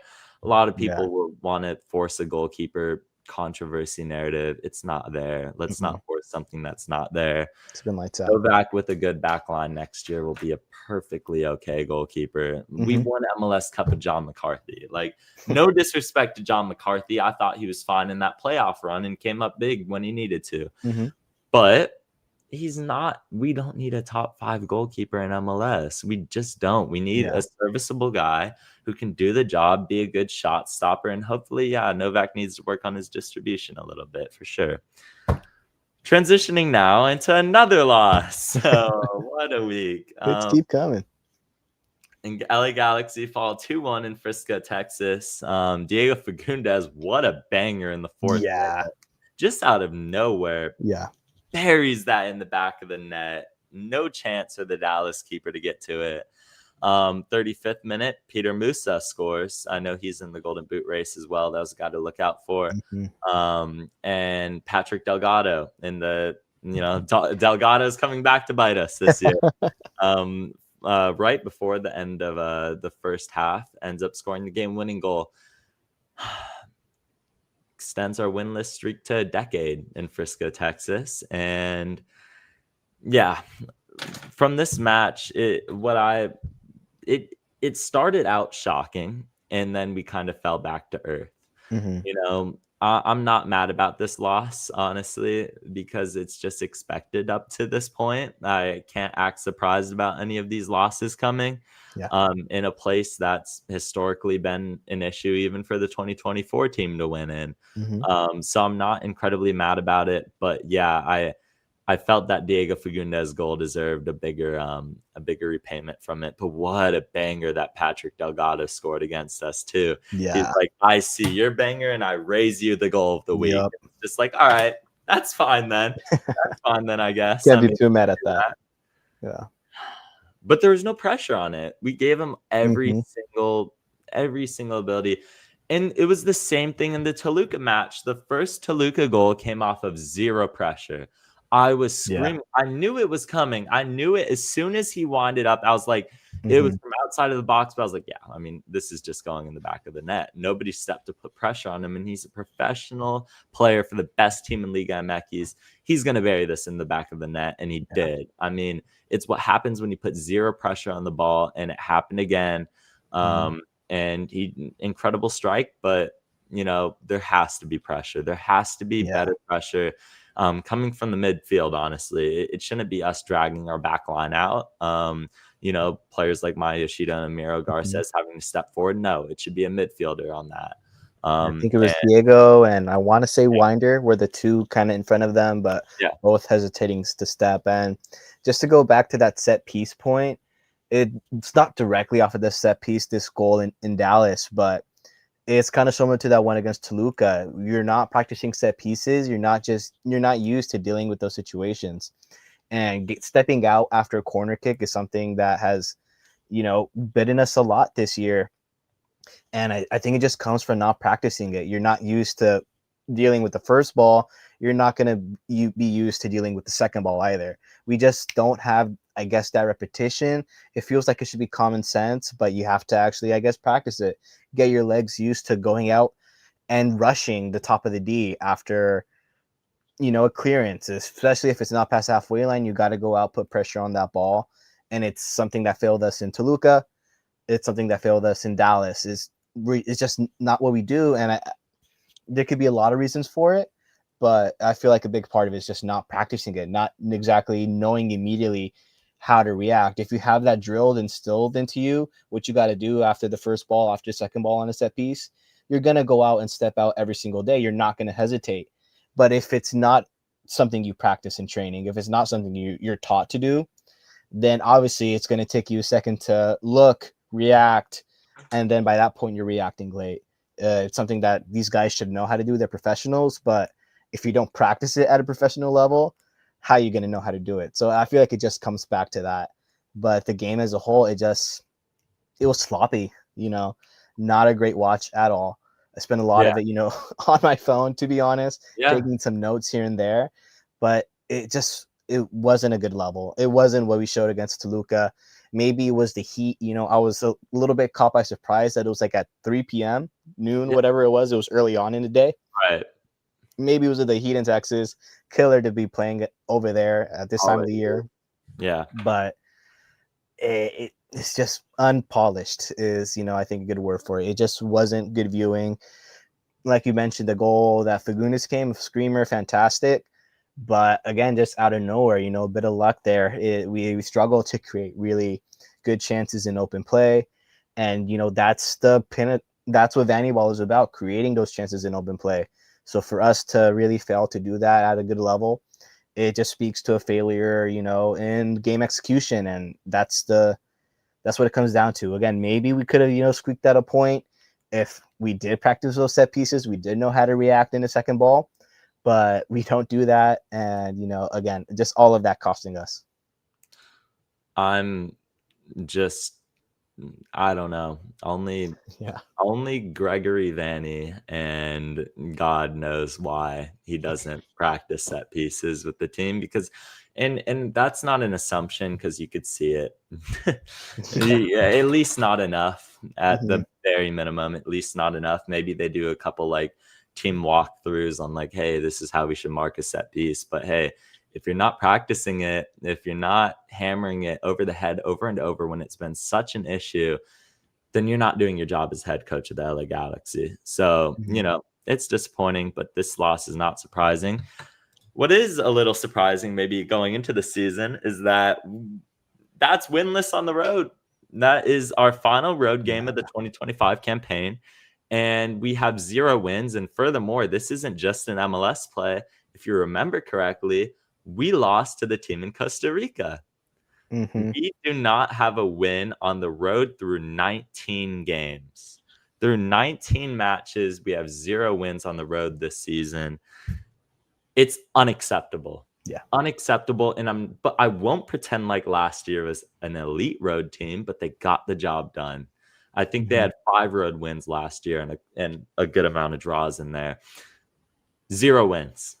From 5 wins on the road to 0. Second time in LA Galaxy history, the other time being 2003, and the 5th time in MLS history, and maybe 6th time in MLS history this has happened. This is unusual. This is Mhm. really, really, really bad and poor. It's a bad look on the club, and I don't know.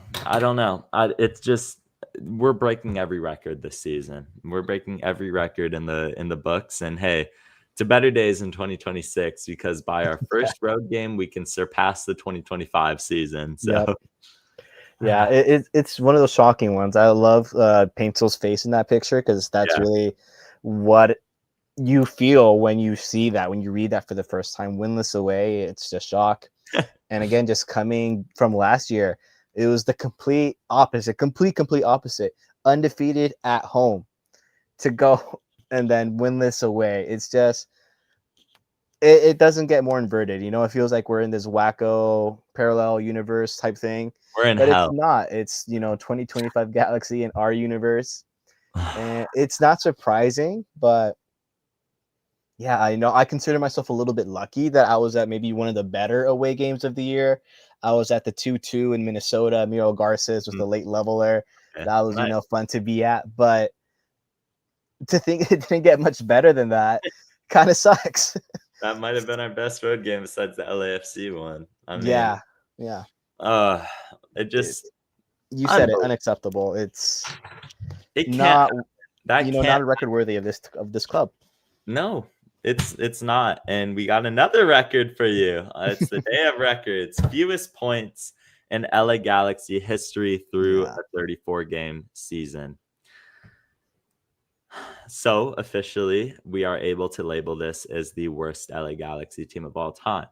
The maximum amount of points that we can reach by the end of the 2025 campaign is 30, and 2017 was the previous lowest with 32. And we're probably not going to get to 30. So we're going to be in the 20s. It's disgusting. Mhm. It's disgusting. It's not the level that we need to be at. And hey, we're looking now at the 3rd year out of 5 of Greg Vanny missing the playoffs. And next season, if that extends to 4 of 6, I can almost guarantee you that he will be sacked. So it's going to need to change. This is not LA Galaxy standard. And we break records every single week, it feels like. And coming off of a Toluca loss, as heartbreaking as it was, we go out and break 2 worst records in Galaxy history. It's saddening. It's very saddening. And I don't know. I don't know what to make of this. It's what a disastrous campaign. Mhm. I don't know who will console his soul to, but it's not going well. I don't know. I'm at a loss for words. So Yeah, there just isn't much more to say. Like the numbers, the records, it speaks for itself, and it spoke for itself last year. But unfortunately, the same is true this year. Uh, again, I'm going to repeat this. It feels a little bit simplistic to think that Ricky Puig is, the answer to all of this. No, he's not. But yeah, I mean, I've written a couple articles about this. My 2 recent ones kind of mentioned this, that, there were issues with this team, even last year, as amazing, fantastic as it was, there were issues that we needed to solve. And it feels like if you take away Ricky Puig from the 2024 Galaxy team, I have total confidence that they would have pulled off a better campaign than the 2025 Galaxy without Ricky Puig. So again, you eliminate Ricky Puig from both of those teams last year and this year, we undoubtedly got weaker this year. And it speaks to failures, from the rest of the FO, Will Kuntz, Greg Vanny, scouting team. You can only hope that Ravi Ramanemi, I'm always gonna mess up that last name. Yeah. He's our new head of scouting from Seattle. We're really gonna see him do his thing for the first time. This scouting, something like that. Head of analysis, I think. Qualitative analysis, I think is the word. But it goes in towards scouting, player analysis. Yeah. But we're gonna see the effects of that for the first time this season. You hope that that's gonna, kind of bring us back to early 23, 24 Will Kuntz form. But it's just, the team didn't do what they had to do last offseason. It's as simple as that. If we build, maybe an equal roster to the 2024 Sans Ricky Puig, we're not in the situation, I think. No. But we kind of put it's that same adage we've been saying all year. We put all our chips into the cup, and now we're just dealing with the consequences. A weaker squad, no Puig. And, this is what it's going to get you, unfortunately. So next year, I've said this a couple of times, next year, 27, these are going to be the ones to look forward to. But there are still massive holes that have been there for the better part of 10 years that still need filling. You can only hope that all this restructuring we've done is going to allow us to finally do that. But, I mean, there's a lot of hoping to do there. So, we'll see. They got to show it. I don't know. We'll have an off-season chat when this hellish 2025 season comes to an end, and I think it will be a feeling of relief more than anything. Absolutely. For all of us. Absolutely. To finally, and probably the coaching staff and the players, to finally be out of this. But players are playing for their jobs now. And they know that they're playing for their next contract, which is probably why you see Diego Fagundes ball out as much as he has. Is that he's not making it easy for us to offer him a low ball offer. Yeah, exactly. Because he's like, hey, I'm going to get my bag somewhere else now.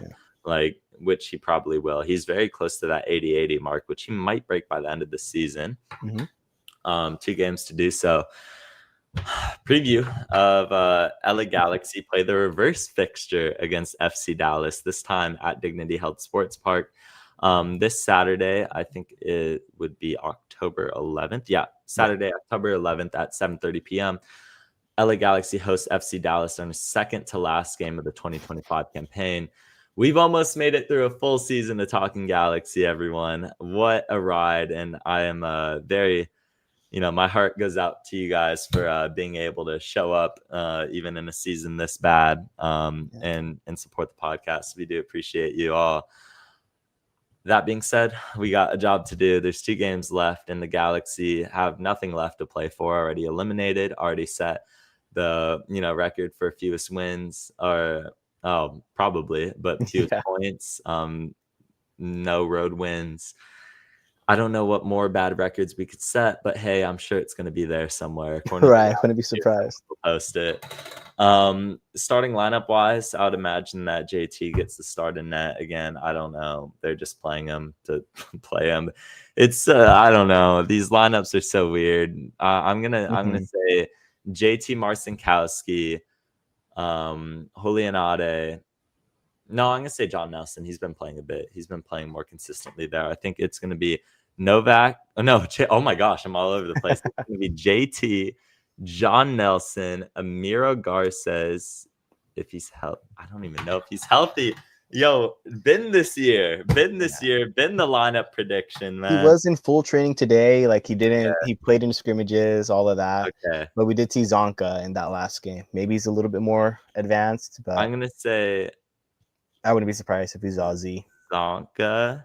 Yeah. And by the way, Yoshida's in a walking boot now, so He did train on his own. You're right. Now that I think of that, he didn't participate really in training at all. He was on his own pretty much the whole time with Ramirez, I believe.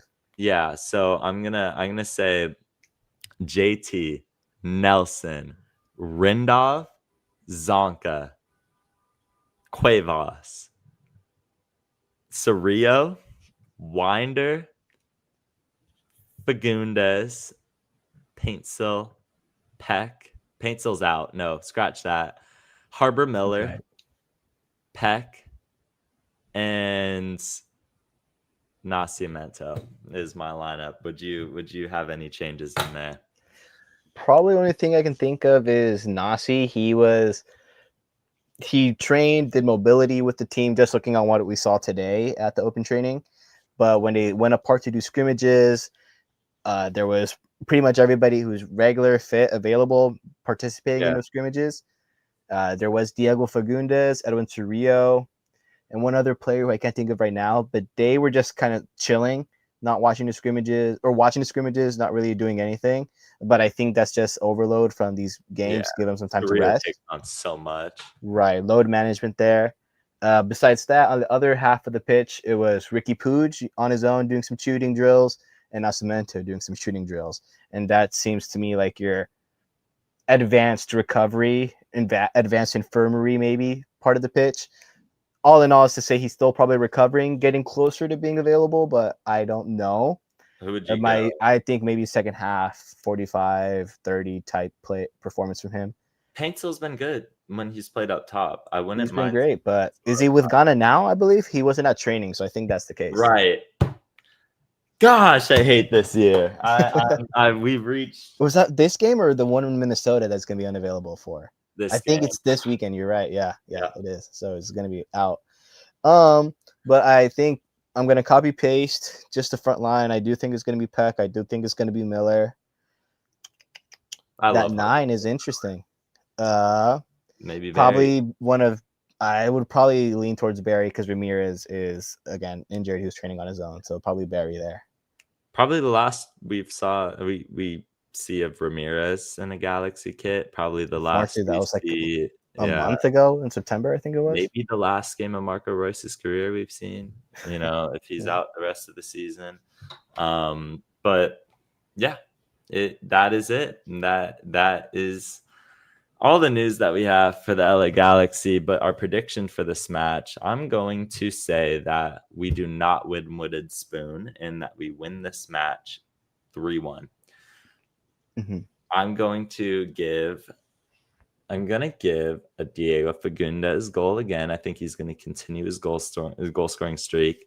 I'm going to say a Joseph Paintsill goal in the mix and a Harbor Miller. I'm going to say Harbor. Love that. 3-1 win for the LA Galaxy. I think we will not win Wooden Spoon. I think it will be DC United. So fingers crossed there. Yeah. Knock on a wooden spoon. But good practice that one in the mirror, guys. But yeah, my prediction, I'm not too far off. I feel like it'll be a bit of a reverse of what we saw in Dallas. Probably just a little bit tighter from the Galaxy at home, playing in the afternoon or in the evening. This team seems to be full of night owls. They don't really do well in earlier games, especially not in that type of heat. To be back in the SoCal, early fall, late summer type weather, there's not much better football environments out there, and I think these players really respond to that. Being at home, probably wanting to right some wrongs from that Toluca game at home, at least playing for a bit more pride, and probably wanting to play spoilers. So FC Dallas, they have to win the remaining 2 matches to go ahead and qualify for that 9th place spot. If the Galaxy win or get a draw there, I believe that shuts out their dreams. And yeah, I think that's really what the Galaxy can do, just revel in that villain role. Yeah, be like Houston all these years. Exactly. You know, have a little bit of that, giving back some of that Texas energy. But yeah, I think a 2-1 Galaxy. I don't think it's going to be clean. I don't think it's going to be pretty. But I do think Paints will get a goal. And I'm between either of Diego or Harbor to get a second. I'm going to say Diego just because I think it would be cool to have him do 80 and 80 with us. If not, he's for sure going to do it with his next team. Yeah. It would be cool, but I'd also be stoked for Harbor to get a goal. I'm super, super high on the kid. Would love for him to get another at home, especially. But yeah, that's probably. I'm just gonna stick with Diego. I'm gonna stick with Paintsel, and a 2-1. Little treat before season fan appreciation. Thank you, fans. Yeah. Thank you, fans. And then we're gonna lose on fan appreciation night. There you go. Yeah. There's my early prediction for that. Well, there you have it. We got 2 LA Galaxy wins. So put all of your money on an FC Dallas win. Although they're probably the favorites anyway. Yeah, probably. Yeah. I mean, they usually favor the home team, but it's the 2025 LA Galaxy we're talking about here, lads. The LA Galaxy will take on FC Dallas at home Saturday, October 11th at 7:30 p.m. Pacific time. Do not miss the match. The tickets are probably cheap. You know, I saw ads for 25. Yeah, try out, you know, some things if you want to have a game in any of the supporters sections. You know, be out there. But at the same time, if you do not want to watch this LA Galaxy team, nobody blames you. So yeah, thank you all for tuning in. Andrew, where can people find you at? Yeah, appreciate it. Great time. Always love hopping on. We're on Los Angeles Sports Nation is where you could find our weekly Galaxy coverage there. Got new articles coming out at you every week. Should have another one on, if not Thursday, it'll be Friday. But we just dropped one, I believe, Sunday night, talking a lot about what we touched on here, called Changes in the Air. Go ahead and check that out. But yeah, Los Angeles Sports Nation. If you want to follow me on Twitter, it's at NGF Andrew, as you see there on the top. You can find my articles. You can find press conference clips. We'll have some new ones coming in on Sunday after the game on Saturday. If you have a question you want to ask, you know, Greg Vanny, one of the players, go ahead and send me a DM. Leave me a comment there. I'm always happy to take those into account. On Instagram, we're Nuestra Galaxia Futbolera. It's, you know, the bottom one there, a little bit longer, but definitely most active on X. I'm on TikTok as well, I believe. Andy.Hernandy. We got some clips there. But yeah, we're all over basically. Some good Galaxy coverage. We're going to be sticking with you guys in the off season, and you know, looking forward to finally being done covering 2025. It's been a bit of a slog, but I'm grateful to be doing it with all you guys. You guys are great. Yeah, we're gonna have a decompression of the 2025 episode, and we will move on. We will cleanse the entire podcast and move on to 2026 when the time is right. But now we're still stuck with this and the 2025 team. But hey, let's play spoilers. Might as well. Thank you very much for appearing on Talking Galaxy. As always, you are welcome on anytime. Follow him, all socials. You heard it. You heard the man. Thank you very much for all of your insight. Very much appreciated. As for myself, I'm LA Galaxy _Buzz on Instagram.